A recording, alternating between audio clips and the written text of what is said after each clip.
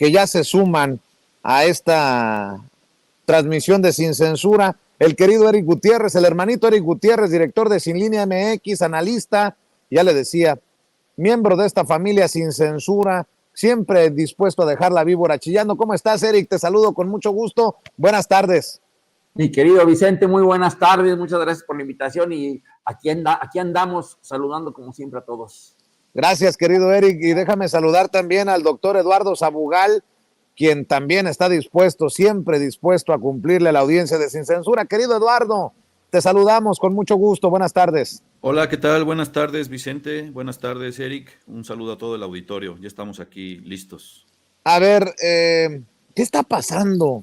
En la oposición no creo que vayan a llegar completitos a la elección presidencial. El PRD se desmorona, se pelean entre sí. Los pocos que quedan de estos perredistas, no pedorristas, Xóchitl Gálvez hablando de países noruegos, de sed de hambre, de qué tantas tonterías, y luego lo que parece ser el clavo que le faltaba, ¿no? Esta nueva encuesta de Mendoza Blanco y Asociados, que dice que Xóchitl Gálvez la tiene muy complicada, 40 puntos de ventaja le lleva a Claudia Sheinbaum.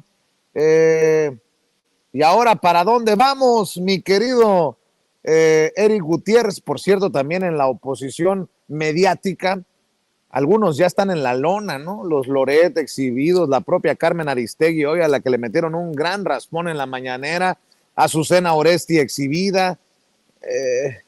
Vaya panorama, querido Eric Gutiérrez. Mira, ante la falta de propuestas, ante la falta de ideas de la oposición en general, y me refiero a políticos, empresarios o pseudoempresarios y medios de comunicación, están cayendo en la desesperación más absoluta, ya en la paranoia, ¿verdad? Y vemos no solamente lo que tú mencionabas, vemos, por ejemplo, a un Riva Palacio diciendo que la verdad ya no importa, que la verdad ya es irrelevante, ¿verdad? Que lo que cuenta es la narrativa. Pero lo que pasa es de que, como mencionabas y como se mencionaba anteriormente, el PRD se está desbaratando. Yo dudo mucho que salve las próximas elecciones. Ya quedan 20 y no se ponen de acuerdo, ¿verdad? Y en cuanto a la candidata, ¿qué le podríamos decir? Porque gelatinosa no me gusta mucho, digamos, coloidal, ¿verdad? En cuanto a la candidata coloidal,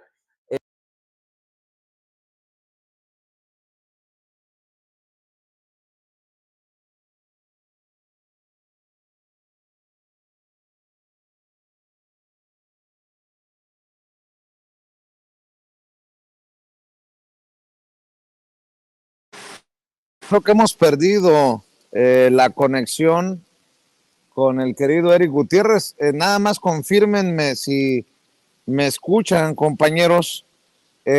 Mi querido Eric, si nos estás escuchando, a ver si... Vicente, pero no a Eric, de pronto dejamos de escuchar a Eric. A ver si regresa al sistema el querido Eric Gutiérrez. Algo pasó, alguien que no lo deja, que le está llamando por teléfono seguramente. Mi querido Eduardo Sabugal, también pregunto tu opinión acerca de este panorama que planteo para arrancar la mesa de diálogo. Sí, bueno, yo creo que desde hace tiempo hemos como omitido un problema casi numérico, ¿no? Que tiene que ver con la lógica de la desaparición de ciertos partidos políticos. Me refiero en concreto al PRI y al PRD, ¿no? Es casi un hecho que van a desaparecer. Va en declive no solo los números que obtienen en las elecciones, sino el número de afiliados, el número de personas que siguen creyendo al interior de sus propios partidos, ¿no? Han dejado de cumplir incluso la función de partido, ¿no? Pensando en que un partido debe de aglutinar, darle cobertura a cierta voluntad popular. El PRI y el PRD han dejado de cumplir esa función desde hace décadas, yo diría. Entonces, van a desaparecer, eso es un hecho, pero ahora la pregunta es, ¿qué va a pasar con esos residuos, ¿no? Ya vimos que lamentablemente algunos quieren encontrar sitio en Morena, otros se hacen pasar por independientes, ¿no? Como si pudieran borrar su pasado, pero es un problema que hay que abordar. Son como células que explotan y que quedan residuos de esa maquinaria electoral, de ese poder político que tenían.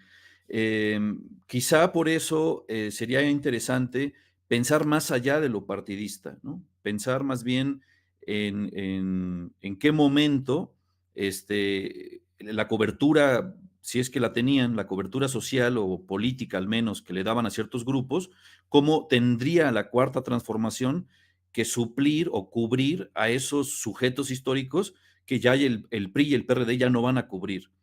Y por otro lado, ¿qué hacemos con estos sujetos? Suena horrible el término de basura, ¿no? Pero que son desechos o basura de estos partidos políticos y que siguen ahí inquistados y que siguen en las cámaras, ¿no? Por ejemplo.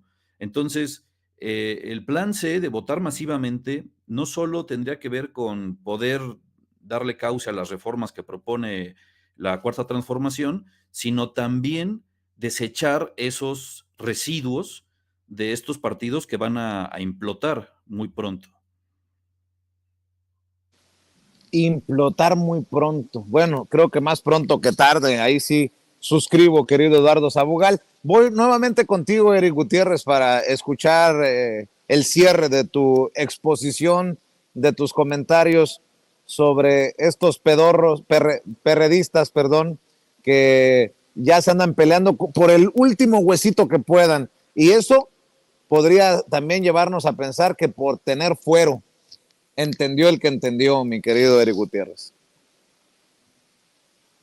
No, no tenemos el audio, no tenemos en audio al querido Eric Gutiérrez. Mientras logramos conectar, hacer una buena conexión, una eficiente conexión con el querido Eric Gutiérrez, Eduardo Sabugal, pues el presidente Andrés Manuel López Obrador señaló que Carmen Aristegui está defendiendo a los indefendibles, a los malandros de los malandros, y que por ahí hasta el dueño de un medio de comunicación al que le habían dado la construcción de una pista en el aeropuerto de Texcoco que terminó cancelándose. Y bueno, el presidente está literalmente en todo y no les pasa una con esta supuesta investigación de los caprichos de López Obrador y la cancelación del aeropuerto en Texcoco y lo que les está costando a los pobres mexicanos. ¿Qué parte no han entendido de las matemáticas? Esto iba a costar Texcoco, esto fue lo que nos costó la cancelación, esto fue lo que nos costó el aeropuerto Felipe Ángeles y salimos con una lana, ahorrándonos una lana. Eduardo Sabugal, el presidente anda durísimo y creo que con justa razón,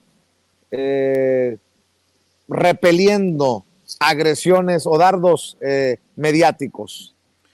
Sí, así es. Hay que recordar que el 51% de los contratos que estaban ya amarrados para el aeropuerto de Texcoco, el 51% de esos contratos, que además fueron dados por asignación directa, ni siquiera por licitación, decía, el 51% de esos contratos pertenecían a 5 empresas, cinco familias, ¿no? 5 empresarios.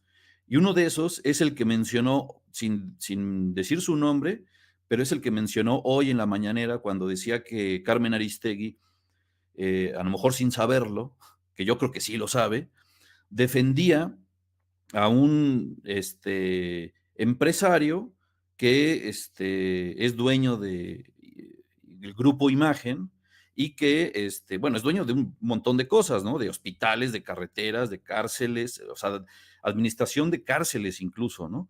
Y dentro de esos negocios, este hombre, que su nombre es Olegario Vázquez Raña, cuyo hijo, Olegario Vázquez Aldir, que tiene como 20 radiodifusoras en todo el país, entre otras cosas, tenían el negocio de una pista en ese aeropuerto que se iba a construir en Texcoco.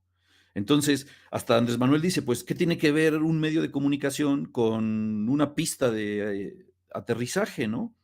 Entonces, un poco lo que está haciendo López Obrador es nuevamente desenmascarar el supuesto periodismo de alguien que asumíamos como una persona seria, como Carmen Aristegui, que en realidad servía a un grupo de interés y que lo sigue haciendo, ¿no? Detrás de, bueno, es más, ella misma, Carmen Aristegui, durante un rato, creo que hasta el 2022, trabajó en Grupo Imagen, ¿no? Hasta que se peleó con Ferriz de Con, tengo entendido.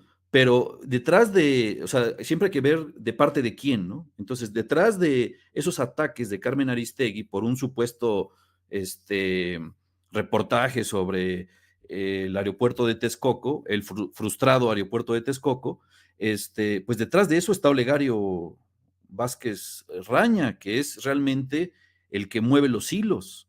Es un poco lo que pasa con Madrazo y Loret de Mola, ¿no? O sea, siempre hay alguien que mueve las fichas y los peones en el tablero, ¿no? Entonces, López Obrador no se engancha, sino que siempre pregunta de parte de quién. Y normalmente ese quién es uno de los miembros de la oligarquía. Así es, y vamos ahora sí intentar nuevamente el enlace con el querido Eric Gutiérrez, a ver si ya podemos escucharte, Eric. ¿Ahora sí me escuchan? Ándale, ándale, clarito, fuerte y claro, mi querido Eric. Pues ahí están ya más elementos sobre la mesa para el análisis, para tus comentarios, para tus opiniones. Sí, terminando con lo que empecé en mi intervención anterior, les comentaba que desde que empezaron las campañas he estado planteando que probablemente pusieron a un personaje como Xóchitl Gálvez porque no les interesa en realidad la presidencia. Ellos saben que pusieran a quien pusieran no iban a lograr la presidencia y prefirieron no quemar a políticos como podría ser Enrique de la Madrid o Beatriz Paredes, ¿verdad? Y pusieron a alguien que ellos consideran pues fácilmente reemplazable, que no les importa lo que le suceda a esta persona después de junio de 2024. Por eso pusieron a Xóchitl Gálvez, porque lo que en realidad les interesa es, uno, lograr las plurinominales suficientes para cubrirse la espalda los dirigentes de los tres partidos que respaldan a Xóchitl Gálvez. Y en segundo lugar, tratar de impedir a como de lugar que la alianza seguimos haciendo historia, logre la mayoría calificada en el Congreso, ¿verdad? Esa es su verdadera tirada, eso es a lo que le apuntan. Inclusive Claudio X González lo confesó abiertamente hace como un año cuando dijo que a ellos lo único que les interesaba era controlar el presupuesto de la nación. Entonces, por eso tienen y mantienen a Xóchitl Gálvez como precandidata coloidal. Entonces, yo creo que no les interesa, no les importa tanta pifia, tanta mentira, que ya dejó de ser gracioso para convertirse en patético. Sí, porque es un personaje desechable. ¿Y por qué escogieron a una Xóchitl Gálvez? Bueno, pues porque ella, el personaje que le dieron a Xóchitl Gálvez de supuesta indígena, de supuesta crecimiento por méritos propios, que de vendiendo gelatinas se fue a una empresa que le vende al gobierno 400 millones de pesos. Ese es el concepto que la oligarquía tiene del pueblo de México, ¿no? Que es tonto, ignorante, etcétera, etcétera. Y por eso la pusieron a ella creyendo que ella sí iba a conectar con la población. Pero es un personaje desechable, es un personaje que saben perfectamente que no va a lograr nada. Y yéndonos a lo que mencionabas, lo mencionaban de Aristegui, yo leí el artículo y es una danza de cifras, que muy probablemente, porque no presenta de dónde obtiene esas cifras, el reportaje no presenta de dónde las obtiene. Entonces son muy probablemente las cifras que maneja toda la oposición, de 400,000 millones y de 190 millones de dólares y no sé cuánta cosa.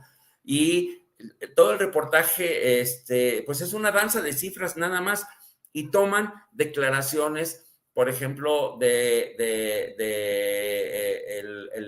director financiero del aeropuerto de la Ciudad de México, de diferentes personajes, y de ahí infieren, suponen que hay una desviación de recursos del TUA hacia el Aeropuerto Internacional Felipe Ángeles y hacia el Tren Maya, pero no prueban nada, nada más lo infieren, lo insinúan, y todo esto es para comentarles que lamentablemente Aristegui ya entró a la escuela de Loret, a la escuela de los montajes, al periodismo de suposición, de inferencia, de conjetura.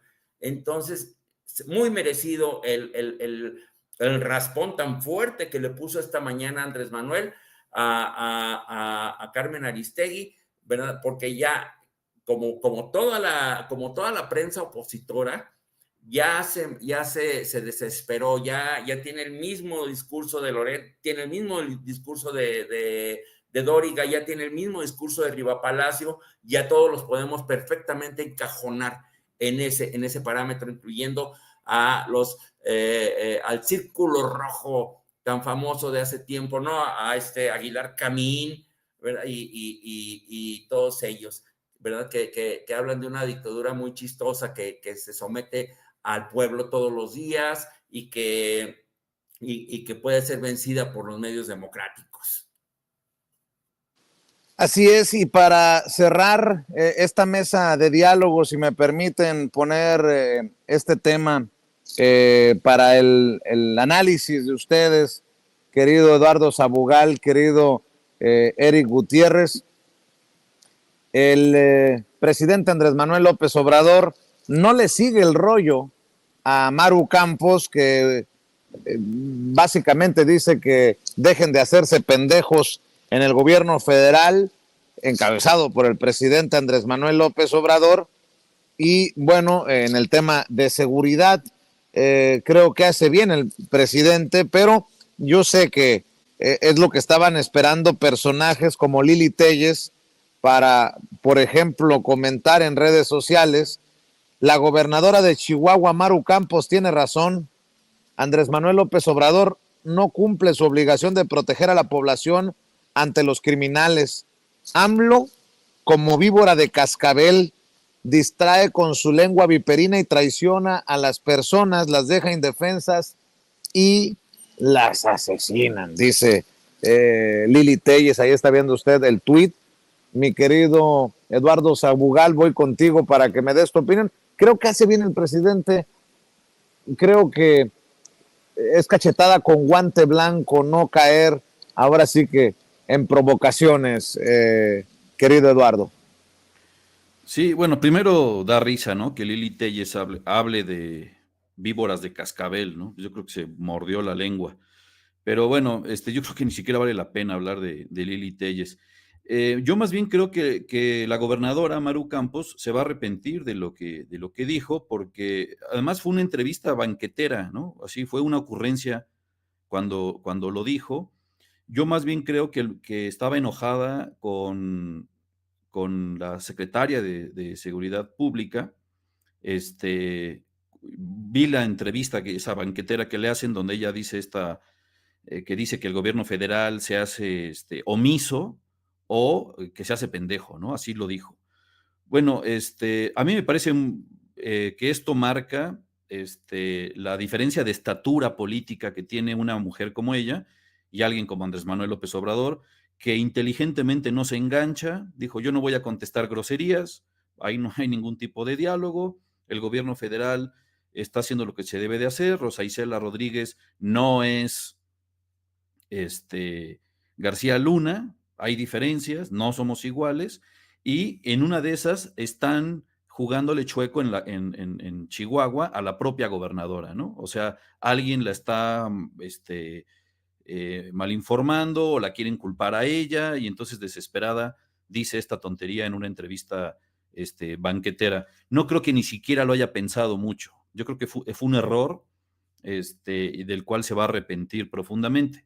Y entonces te digo, simplemente esto mostró las diferencias de estatura política y moral entre ambos personajes, alguien como ella y alguien como López Obrador, que muy inteligentemente no se monta en ese ataque, en esa declaración banquetera, y además aclara que es justo por los tiempos electorales, que dice, pues son tiempos en los que se van a venir insultos así al por mayor.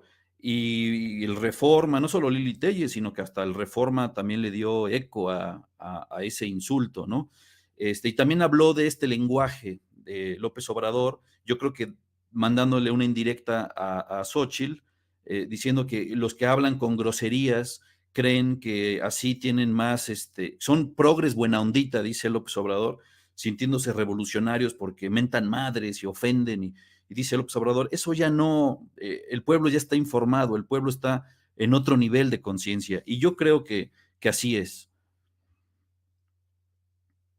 ¿Tú cómo entiendes este nuevo episodio de Maru Campos traicionando incluso las deferencias y la cortesía que había tenido Andrés Manuel López Obrador con ella? Raya en lo malagradecida, esa ya es mi opinión, mi querido Eric Gutiérrez.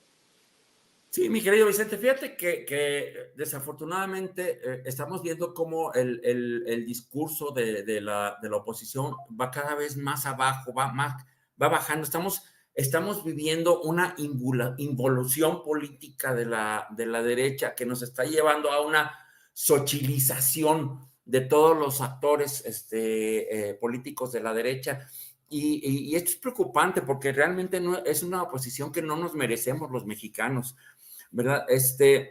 La posición, con las expresiones que hizo Maru Campos, a mí lo que Maru Campos, a mí lo que me dice es de que ella, el gobernador de Guanajuato y otros más están abdicando de su obligación como gobernadores, porque recordemos que quien tiene que atender la inseguridad, este tipo de delitos, pues son el gobierno de proximidad, que es el municipio, y luego el gobierno estatal, y ya si no pueden, entonces debe entrar el gobierno federal, porque hay que hacer la aclaración.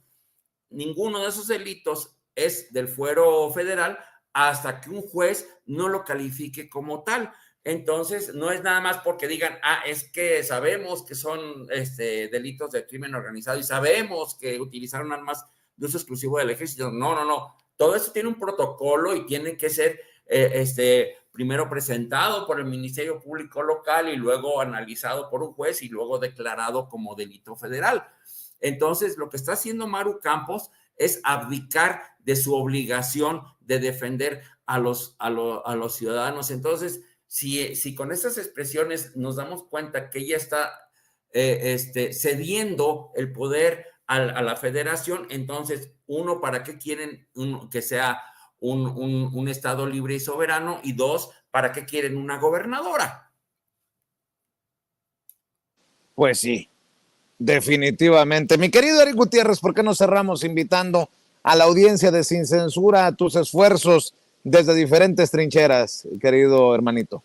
Muchas gracias, claro que sí. Bueno, pues los invitamos a que nos sigan o que nos acompañen, se suscriban a todas nuestras redes sociales. Estamos en todas las redes sociales, como Sin Línea MX, y en X estamos como Sin Línea _MX. Estamos en TikTok, YouTube, en todas las redes sociales. Y mi X personal es EricIsback1. Muchas gracias por esta oportunidad de expresión y un saludote muy fuerte a Eduardo y a ti, por favor, un abrazo.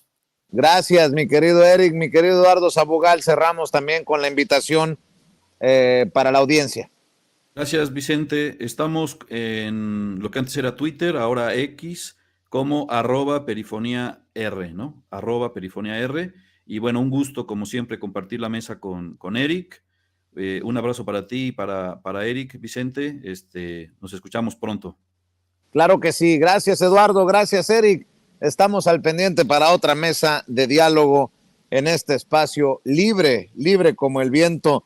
Y bueno, momento también.